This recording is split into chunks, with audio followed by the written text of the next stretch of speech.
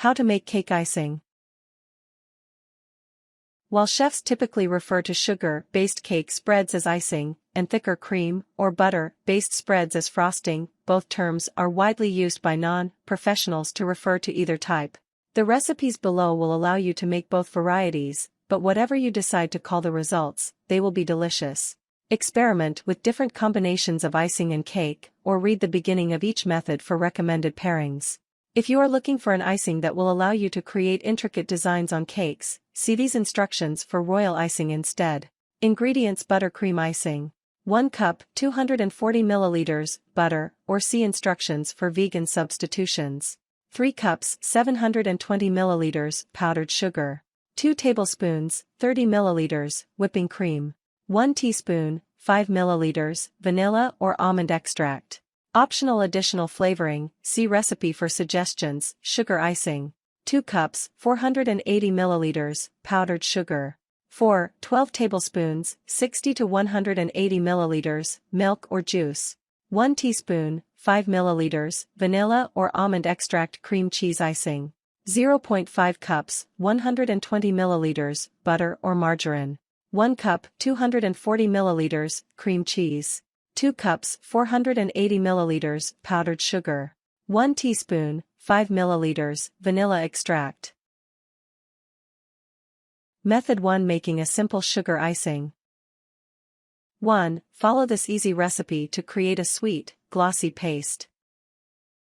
You can make this recipe within 10 minutes even if you have no measuring cups, it's that easy. The result is sweeter and more liquid than most frostings, so it is ideal on the top of cakes, or in the center of a cake cut into layers. It pairs especially well with light, fruit-flavored cakes, but might be overpowered by rich, thick cakes such as chocolate. 2. Pour the powdered sugar into a large bowl.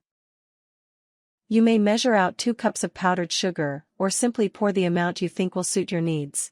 It is extremely easy to adjust this recipe or make more, so do not feel pressured to keep your measurements exact. Confectioner's sugar or icing sugar are simply other names for powdered sugar. 3. Pour in a small amount of milk or juice. Depending on the flavor you want to add, you may use milk, lemon juice, or any other juice. Measure out 4 tablespoons of the liquid, or simply pour in a small amount, much less than the amount of sugar used. It's better to add too little and add more later than to add too much and have to add a lot more sugar than you intended to use. If your cake contains fruit, consider adding juice made from that type of fruit. Consider picking a juice based on the color you want your cake to be. 4. Stir thoroughly with a spoon. Stir gently at first, or the sugar will get knocked over the edge of the bowl and make a mess. Stir until a paste is formed, or until all the liquid has been absorbed by the sugar. 5. Stir in a little more liquid at a time until there is no dry sugar visible. Keep adding a little milk or juice at a time and stirring it in. When the mixture reaches an even consistency with no dry sugar on top of the paste, it is ready. Optionally, you may add a little more liquid to make the mixture thinner or to add more of the liquid's flavor. If the mixture becomes runny, however, stir in a little more sugar to compensate. 6. Finish by mixing in a few drops of vanilla or almond extract. Carefully add a couple drops to your icing, or measure out 1 teaspoon, 5 milliliters. Stir it in thoroughly. You are now ready to spread your icing onto the cake with a knife or spoon. Method 2: Making a simple buttercream icing. 1. Whip this up quickly for a rich, sweet spread. This is the type of icing many people picture when they think of a classic birthday cake or cupcake topping. It can be made in less than 20 minutes, then spread over the top and sides of any cake to create a delicious, beautiful covering. 2. Soften 1 cup, 240 milliliters, butter. The quickest way to soften butter is to place it in a microwave-safe dish and microwave it for 10 to 30 seconds. If you do not have a microwave, simply cut it into small pieces and leave it out on the counter. Either way, continue on once the butter is at room temperature and slightly soft, but not melted.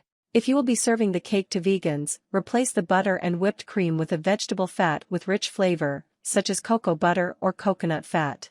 These tend to melt and solidify more quickly, which can make them difficult to work with. An easier alternative is margarine, but consider improving on its flavor by adding a small amount of melted vegan chocolate, maple syrup, or other strong, flavored ingredient. 3. Mix the butter and sugar together. Put the softened butter in a large bowl and gradually add 3 cups, 720 milliliters, powdered sugar while mixing. This will go faster in an electric mixer, but can be done by hand within a few minutes as long as the butter is soft. If using an electric mixer, start at low speed and increase to medium once there is no dry sugar. 4. Add additional flavors, optional. You can skip this step entirely and still create a tasty, versatile buttercream icing. However, if you wish, you can alter it by stirring in a small amount of additional flavoring. Consider 1 teaspoon, 5 milliliters, lemon zest to pair with angel food cake, 1 ounce, 30 milliliters, melted, unsweetened chocolate for an even richer icing, or even a tablespoon, 15 milliliters, of instant coffee to give a chocolate cake a mocha flavor. 5. Mix in the remaining ingredients. Add 2 tablespoons, 30 milliliters, whipping cream or heavy cream, and 1 teaspoon, 5 milliliters, vanilla or almond extract, then beat with a spoon or mixer until the color and texture are consistent. If it is thick but spreads evenly off a knife, it is ready to be spread onto the cake. Otherwise, troubleshoot with these tips. If the icing is too soft, beat in 2 tablespoons, powdered sugar thoroughly. Repeat until the frosting is thick enough to spread. If the icing is solid in places or cracks when you try to spread it, add 1 tablespoon water at a time, stirring thoroughly, until the frosting becomes soft enough to spread. Method 3. Making cream cheese icing. 1. Pair this with almost any cake.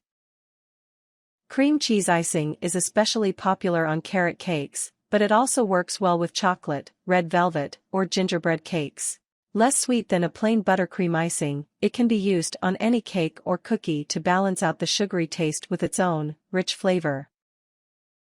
2. Soften the butter and cream cheese. Take 0.5 cups, 120 milliliters, butter or margarine and 1 cup, 240 milliliters, cream cheese. Soften them in the microwave or simply by cutting them into small chunks and leaving them at room temperature. Continue once the ingredients are soft but not melted. You may replace half of the cream cheese with an equal amount butter if you prefer a taste closer to a normal buttercream frosting with some cream cheese flavor, rather than a mostly cream cheese taste. Full-fat cream cheese will create a good textured frosting. Low-fat cream cheese might make the frosting runny. 3. Mix together the cream cheese and butter thoroughly. Use an electric mixer if possible, as this may become tedious and tiring if you do it by hand. Mix until there are no lumps and the entire mixture has the same color and texture. 4. Stir in the powdered sugar. After the butter and cream cheese are nicely mixed, gradually add 2 cups, 480 milliliters, powdered sugar in 1-2 cup, 120 milliliters, increments, mixing thoroughly. 5. Beat until light and fluffy. Continue to mix the icing until it is light and fluffy. If you are not sure whether it's fluffy enough, stop. It's better to end up with slightly thick frosting than to beat it too much and make it runny. If your frosting became runny, you can make it thicker by adding more cream cheese, mixing in a little more powdered sugar, or by trying out another thickening method. 6. Finish by stirring in the vanilla extract. Add 1 teaspoon, 5 milliliters, vanilla extract to the icing and mix it in briefly. It should no longer be visible, but there is no need to beat it for longer than 30 seconds. Your icing is now ready to spread onto your cake. Tips. Double these recipes if your cake has multiple layers that require icing. To tint your icing a specific color, add food coloring 1 drop at a time, stirring or mixing in between. Sifting powdered sugar before using it makes the icing smoother, but is not typically necessary unless the sugar has hardened into lumps. This icing is not white in color but rather a cream color. The color may vary somewhat according to whether you use real butter or margarine. Warnings. Do not leave extra icing out at room temperature. Store any leftover icing in a sealed container in the fridge or other cold, dark location to keep it a consistent texture. Things. Large bowl. Large mixing spoon. Electric mixer, recommended for cream cheese frosting especially.